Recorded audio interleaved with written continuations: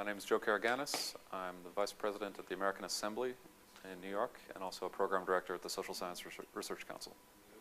You just released a big report about media piracy in emerging economies. Could you tell us about what it says and what you found? Sure. It's the result of about 3 years of work on the part of 35 researchers with studies of Brazil, Russia, India, and South Africa, and some overviews about the international policy landscape. And there are a few ways to look at it, one of which is just the question of what's happened in the last 10 years as digital technologies have become incredibly cheap and consequently incredibly available to people on much lower incomes than was true a decade ago. And the short version of this is a very simple set of conclusions that in media markets you have very high prices still in most parts of the world, very low prices for digital goods, and consequently very high levels of piracy.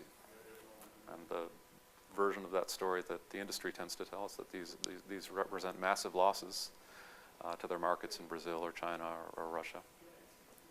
We've tried to approach this question from a more consumer-centered perspective, looking at questions of access, affordability, really what can happen, what's going to change in the next decade. And it's pretty clear that the technologies are not going to get any more expensive. Copying is only going to become easier.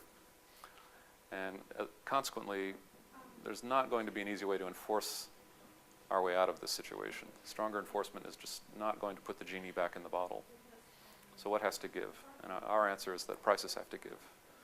And that if prices come down, reflecting lower costs of production and distribution, you'll have viable legal markets that are affordable to much wider ranges of people. And that will take a bite out of piracy. What kind of implications do you think your research has for policymaking on intellectual property and copyright? Well, at a first level, the IP and piracy debates have been built on a very opaque policy discourse over the last 10 or 15 years. There's been no academic research culture that's informed it. It's been primarily an industry research culture and based on private consulting. And as a consequence, there's been no obligation and to date no real willingness to share methodologies that would allow you to evaluate the research or really understand the assumptions informing claims of billions, in some cases tens of billions of dollars of losses. So that's a first cut. Public policy should be built on publicly available data and publicly documented methodologies. At the moment, that's not the case. So a lot of our work, especially the first 2 chapters, are about trying to push the evidentiary discourse around piracy toward a bit more transparency, a bit more accountability. And from there to look at really at what we can agree are the problems associated with market losses to piracy, what other factors come into play. It's a much more complicated question than has typically been than it has been characterized in much of the industry discourse. Secondarily, there's a long-term historic relationship between levels of development and IP protection. So traditionally, if you're an IP importing country, you have an interest in relatively low levels of protection and low levels of enforcement because you're interested in facilitating knowledge transfer of valuable goods. If you're an IP exporting country, of course, your interests are the opposite, high levels of protection, both internally and externally. So most of the countries we're looking at are IP importing countries.